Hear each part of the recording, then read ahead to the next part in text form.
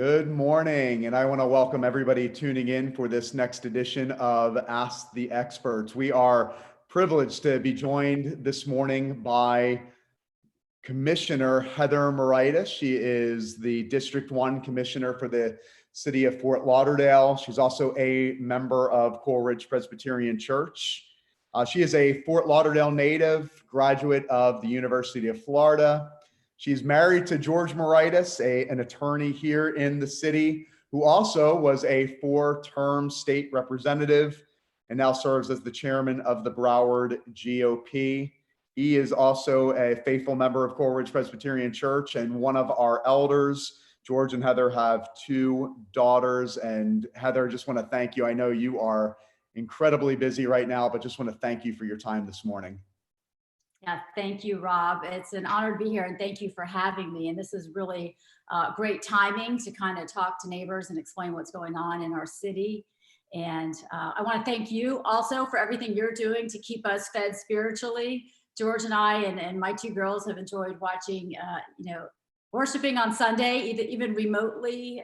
We appreciate that. And last night it was great hearing Oskin speak. And thank you for doing that. We'll tune into others, and I really appreciate what you're doing, because our spiritual health is just equally as important as, of course, all of our other health that we're discussing. Absolutely. All right. Well, let's just jump in. I think there's the big thing on everybody's mind is obviously we've had the stay-at-home orders for over a month now. I think a lot of people were anticipating maybe some changes here in Fort Lauderdale come May 1st. So why don't you talk to us today, just jumping right in and say, what is the current status of the city of Fort Lauderdale in regards to COVID-19? Sure. I'll back up a little bit and kind of go through the timeline of what happened really since March 13th, just to give everyone an overview and an understanding of how the city functions, in connection with the county and the state. So we have state of emergencies, we have executive orders. So let me kind of go through that briefly, so what our abilities are as a city to kind of open or reopen or close. So basically on March 13th is when our governor, Mayor Trantella, declared the first emergency regulation. At that point, we really shut down the beaches and we shut down some large events. That was in the height of spring break. So we really had to close that. The problem at that time was that was just the city of Fort Lauderdale. So we had the rest of the cities in Broward, whether it was Hollywood or Lauderdale by the Sea or Pompano, they were full, steam ahead with their beaches too. So then the mayor comes in and shuts down the beaches in Palm Beach and Broward, both counties, okay? The governor, if I said mayor, the governor comes in and shuts down our beaches in those counties. Miami was already closed at that point. So the governor declared a state of emergency on March 9th. March 13th, we issued our first emergency regulation, okay? So we're operating under the governor's state of emergency. So we don't have our own state of emergency, we're operating under his, but we are issuing different emergency regulations on a regular basis. March 13th, March 15th, March 17th, March 27th, April 17th. The most recent one was 2 days ago, April 28th. So that's what we function under as a city, are our own emergency regulations. And then we also have the county that comes in. Basically the county on April 28th, so recently said we can start reopening. So we read the county orders and we basically adopted them. So we opened most of our parks, our boat ramps, golf courses, and outside pools at condos or multifamily units. We did not open a lot of inside facilities. So if you're in a condo, your inside amenities are not open now.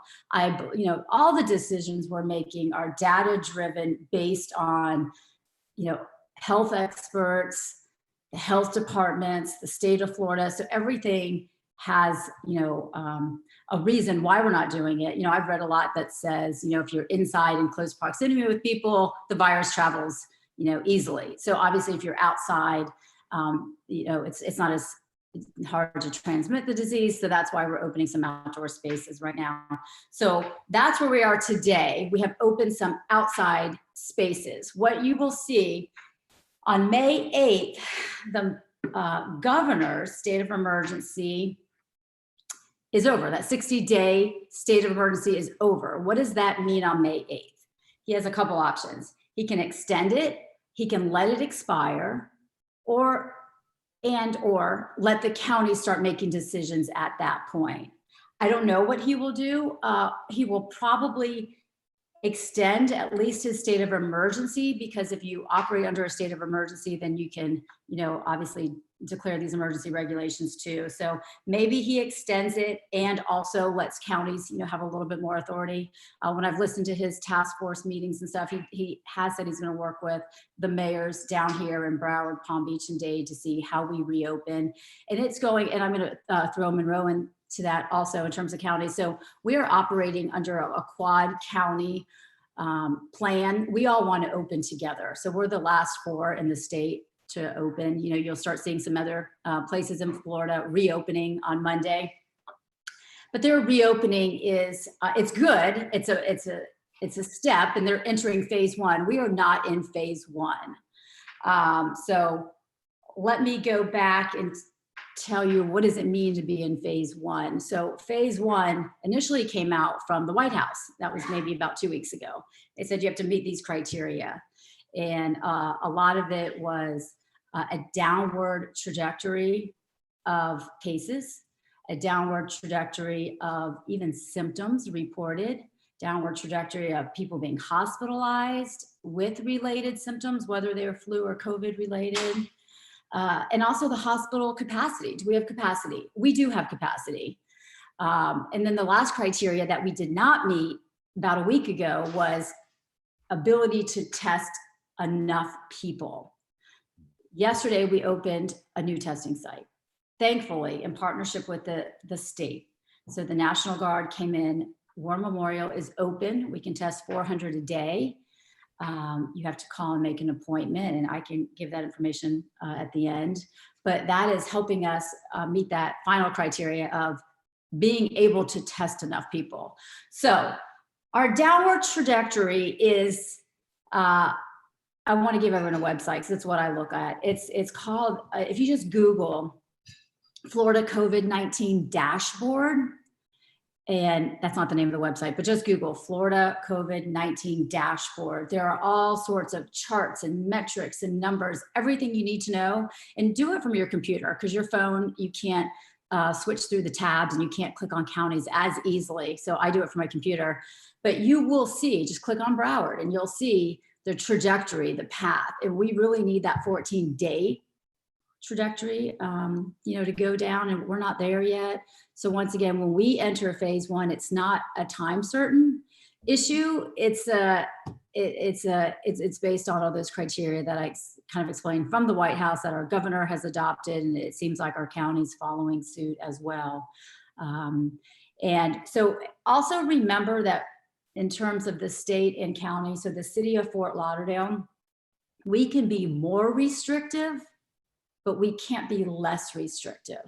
So the county came out with its emergency order last week, and then we looked at it and we adopted it. We could say, well, the county thinks we should open golf courses, but we're not ready. So we can be more restrictive and say, we're not going to open golf courses. But we can't say, the county does not want gyms open inside, but we're going to open gyms anyways. So I just want everyone to make sure that that's really how we operate. We can only be more restrictive. So it's really important to kind of follow the county and what they're saying first. And I know my county commissioner, Lamar Fisher, does a great job updating people. So stay tuned to that too. Because once again, the governor can shut everything down too. I think he's going to kind of give us a little bit more authority, maybe, starting around that May 8th timeframe. But that authority means we're definitely working with him because we need the resources of the state and the health department. And they've been great. We have a really good working relationship, our city, with Governor DeSantis. And I really appreciate everything he's doing, and his chief of staff, who's actually a Fort Lauderdale resident also, we work closely with. So we're very fortunate for that. So is that kind of, in a nutshell, does that kind of help the timeline and where we are Did I answer your question? Yeah, no, that helps greatly. Now, let's take a step back and think about, so going through the timeline, thinking through everything that you all have been working on, what does that look like practically? I mean, are you on the phone all day, every day with other, surrounding cities, municipalities, county? I mean, what's your day look like right now, or So, as far as communication is yeah. concerned? So I'm very fortunate that the city of Fort Lauderdale has an amazing city manager, Chris. And Chris is really the one on the phone every day with every single city in Broward County. He's on the phone with all those groups and our city attorney as well, because we're drafting all these declarations, regulations. So they are really doing, the yeoman's work on this. As a commissioner, I listen to the constituents and say, wow, these are what my constituents are saying. They're really struggling here. They really want their pools open at the condos. I mean, that was a big one. They really want to walk on the beach. So I've been talking to staff, say, we meet as a commission also. We meet weekly. You all are welcome to listen to it. It's public. So we used to meet every 2 weeks. Now we meet weekly and we talk about this stuff. I say, listen, this is what my district is saying. How can we let people walk on the beach, even if it's for a couple hours in the morning and a couple hours at night? How can we let people jump in the ocean? That voice hasn't changed anything yet.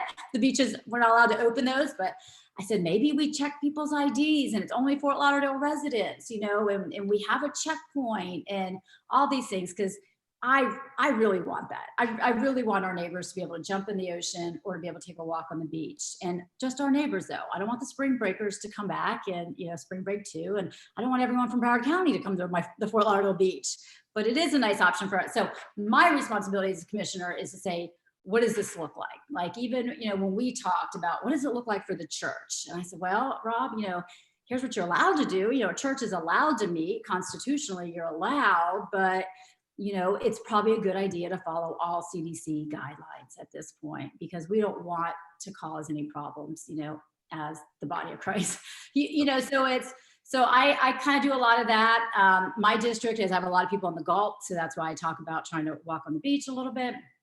I go all the way out to Lockhart Stadium. I was at Lockhart yesterday delivering food because the Inter Miami soccer team, which built the new stadium, we shut down the city the day before their home opening game. It was a sad day.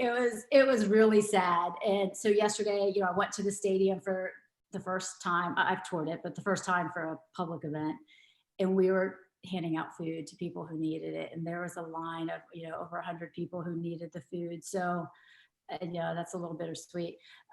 So once again, that's the executive airport. I've worked with, companies at the executive airport, and a member of our church also, and he also happens to live in my district. And, he called, he's like, I'm struggling. Our business is really down. What can the city do to help? So I immediately got on the phone with our executive director, at the executive airport, our city manager. I said, we have to do something for our business owners who operate at the executive airport. And so we were able to come up with a rent deferral program for a few months. So I troubleshoot based on the problems of the people I represent. And then I also listen. I listen to the governor's task force meetings. I listen to the president's meetings.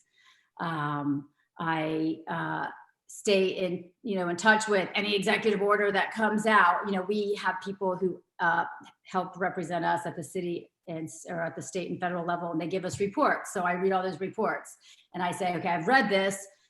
Is there anything else we can do? Or how then I have to communicate back to neighbors, right? Like, this is what's happening. I get a lot of emails, texts, when can my gym open? When can I have one of my best friends has a dance studio in District 1 and attends our church too. And I talk to her often. I'm like, my gosh, I don't know, and it's a big concern of mine actually in general, not just because my friend has a studio in District 1, but childcare of all of our children, not just the 0 to 5, because 0 to 5 is allowed to open and stay open.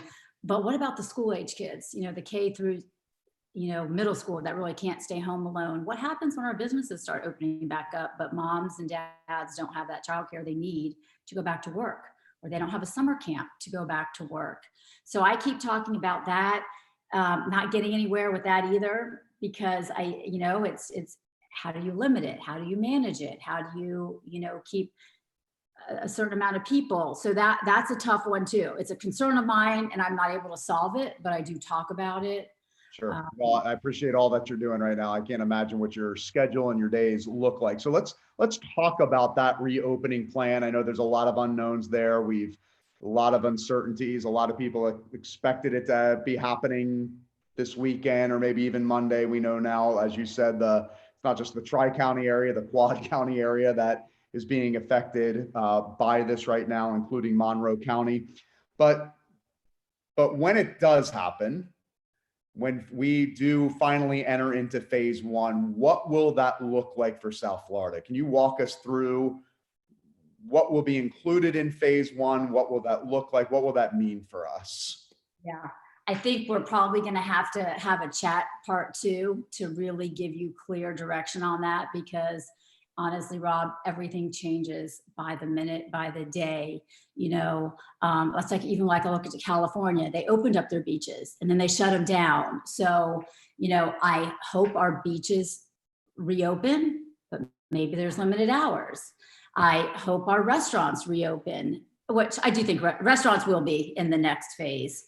And the mayor has a really good reopening PowerPoint that he produced. He had a task force and he came up with that and gave some examples of what it looked like too. And that's on our city website with some specifics. So obviously we're a tourism industry. So our economy is based on tourism, real estate, and the marine industry, those big ones. So what do we do to get those three industries open again? Really all of our industries, but tourism's tough. I mean, our hotels have been open. I don't know if you knew that, but obviously at a capacity, and you're supposed to have essential travel, obviously, to stay there. Like right now, vacation rentals, you can't rent an Airbnb in the entire state of Florida. And that is continuing with the governor's, when he talked about the rest of the state in May 4th, the vacation rentals are on that. So that won't be open. Bars, movie theaters, any places like that will not be open in phase one. So phase one, I think we're looking at restaurants. The rest of the state is at 25% occupancy. That's low. I don't know what restaurants want to do with that percentage. So we're looking at outdoor seating options. We're looking at closing off spaces, maybe even parking spaces in front of certain streets. I mean, we're looking at Las Olas in particular. There's parking on Las Olas. Maybe we shut down the parking so we can get more tables outside so that they can have 25% inside and a few more outside.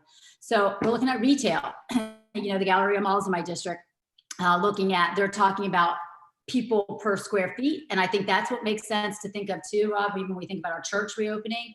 Some churches are smaller and some are bigger.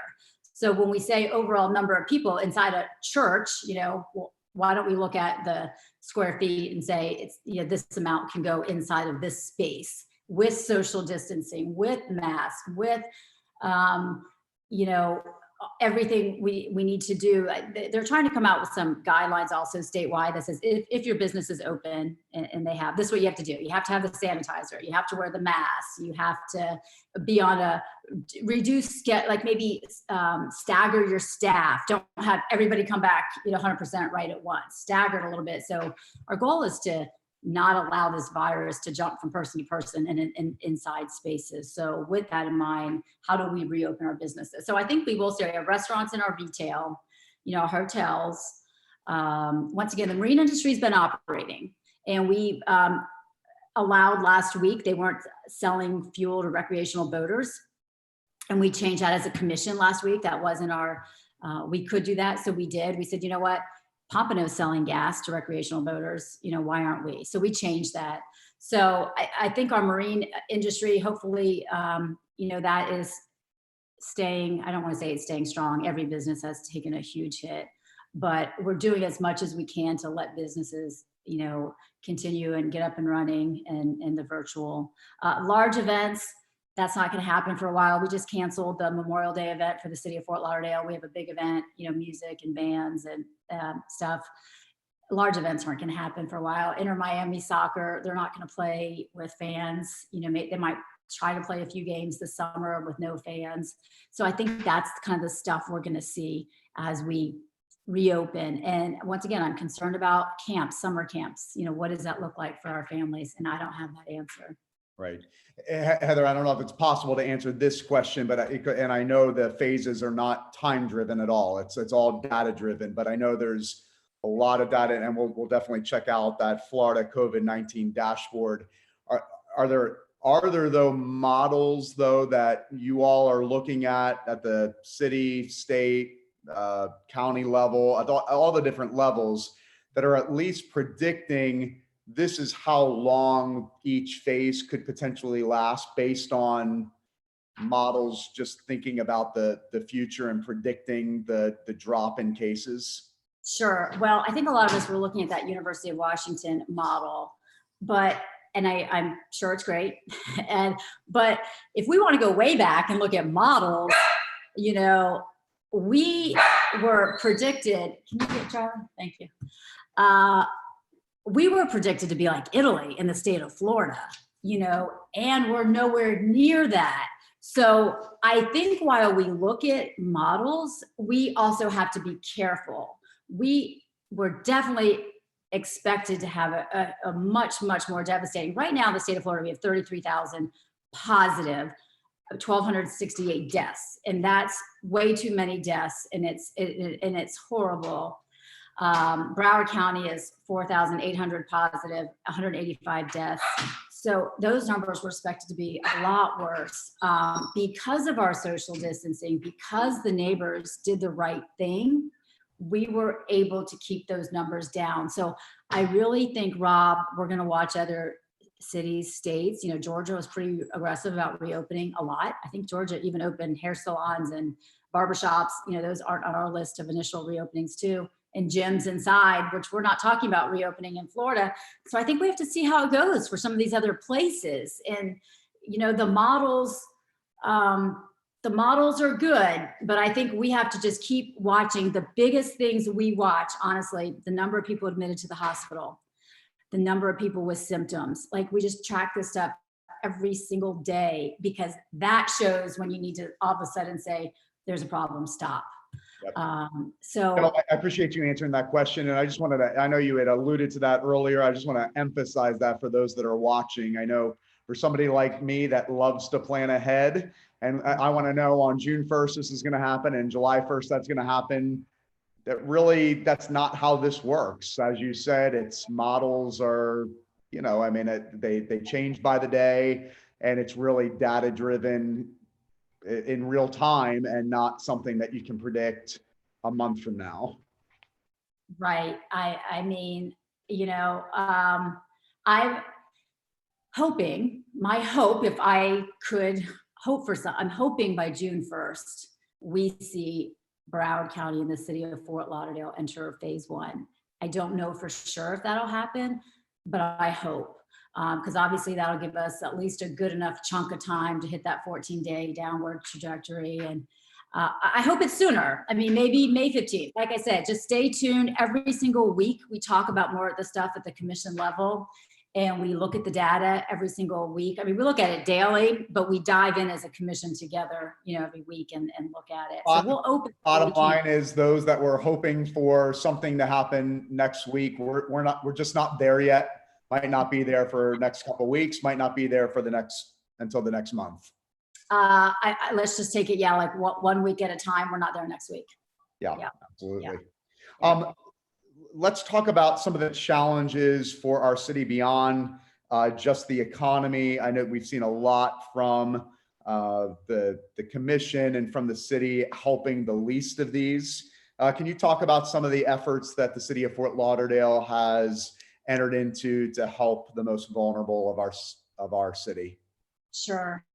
So we started, a food distribution site at Mills Pond. We started that a few weeks ago, really in collaboration with Open Park and Wilt Manors too. And we're going to continue to do that Thursday mornings at 9 o'clock.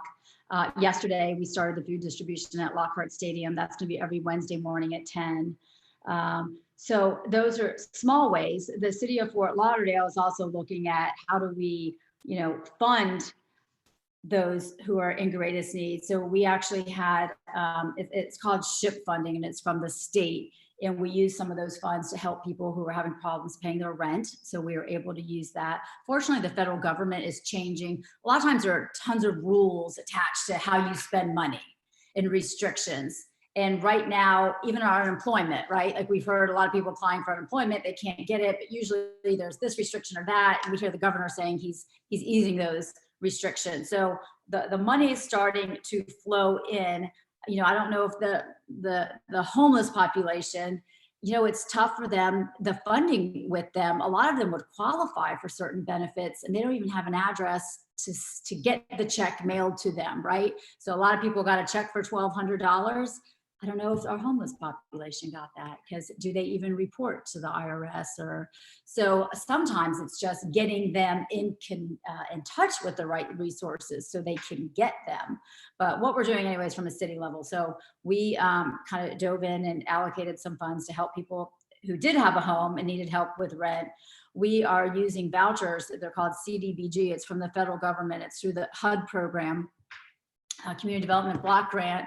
They are allowing us now to use some of those dollars to help the homeless population if they need a voucher to go stay somewhere. So we're using those funds right now. Well, we talk about it every single week, how to get the homeless, you know, and shelter for this period in particular.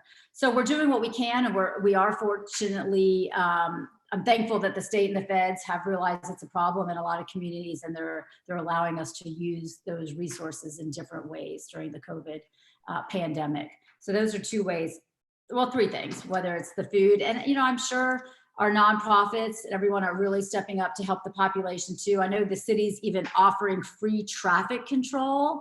Like if our church wanted to distribute food, well, then we just contact, you know, the neighborhood support at the city of Fort Lauderdale, and they'll send people out to help traffic flow if we're doing these, you know, food distribution events. So I think we all need to work together, but that's what we are doing in particular at the city. Absolutely. You know, and I appreciate that. I mean, we have our opportunities for service and outreach to the city at Coleridge Presbyterian Church. But if people wanted to find out more about ways to serve, what is there a website? Are there partners that the city has in which they can get more engaged? The problem right now, Rob, is social distancing and protective equipment. Like even when I went to Lockhart Stadium yesterday, I mean, they had a certain amount of masks and gloves to give all of us, and then the social distancing. So at this point, probably having people physically volunteer isn't necessarily as much of a need as people supporting the ministries that, you know, are working. Like I support Hope South Florida. You know, they have a great food program for the homeless population, and I was able to get them in touch with some additional food that restaurants were getting rid of and stuff. So I think it's probably good to give to certain ministries right now. Yep. We're going to have the opportunity to serve for a long time. I hate to say it. This is not going to go, when this virus goes away, we're going to have some after effects that we have to deal with as a community. So the best way to serve is support your current nonprofits through financial resources and allow them to be mobilized and empowered to continue the work that they're doing. Yep. Let's go back to the other question that has come in often and frequent is the unemployment. And we've heard a lot of stories about how hard it's been to apply for unemployment. What are you hearing as far as, could you elaborate a little more on kind of, we've seen in the media just them trying to fix kind of the bottleneck of the process of filing for unemployment and getting through, and the phone lines being jammed. What are you hearing as far as easing kind of some of the processes and making it a little more open and easier for people to go through this process right now? Sure. Well, because it's not a city issue at all. It's really a state issue. You know, I tracked, my state representative, Chip LaMarca. I read his emails that he puts out about the unemployment and stuff. And he's coming to, I do my, every 2 weeks, I have a community District 1 meeting, and he joined me a week ago. He's going to join me on Monday also. And so, I asked him to give an update. What I've heard is there are a ton of people applying. I don't have those exact numbers. I know the website crashed, so they went to physically mailing in. We are working with CareerSource Broward. If people need help physically filling out an application, CareerSource Broward is that source that can help you process some paperwork if you need help. We also had a virtual, I don't have it in front of me, a virtual career fair. It was last week. I'll see all this also. Please, I hope everyone is subscribing to either my emails or the City of Fort Lauderdale emails, because we put out a lot of great information. But I mean, I've shared that with friends who had children, young adults trying to find jobs, that virtual career fair. So it's two-part. We need the unemployment check, but we also need people to keep looking for jobs, because there are some jobs that are available. Things are shifting around a little bit. So I'd say for right now that might be the best place. I can look at some more resources, but I probably have to ask Representative LaMarca for a website or more resources for the unemployment. No, that would be great. And can you just share the email or the way that they can get subscribed to your email to get information on a weekly basis? What would that be? Sure. Well, the best way to get emails from me, you'd have to probably email my city email address first, and then we will just manually add you to our database. It's hmoraitis@fortlauderdale.gov. You can just send me an email, and then we'll just add you to our database. Another, Moraitis is tough to spell, Moraitis. So hmoraitis@fortlauderdale.gov. Another place I post everything I get. It probably has even more information. I have a City Commissioner Heather Moraitis Facebook page. On that page, I post every single ordinance, every email I get from city, county, state, Department of Health, anybody, Chip LaMarca, all that is on Lamar Fisher, all the different representatives I'm working with. It's all on that page. That's probably the best place to go. If you're a Facebook person, go to that page. If you prefer an email, just email me and I'll add you. Okay, Heather, this has been super helpful. I know the information's changing by the day, and we will definitely do a part 2, a follow-up to this discussion as we learn more. I just want to thank you for your service.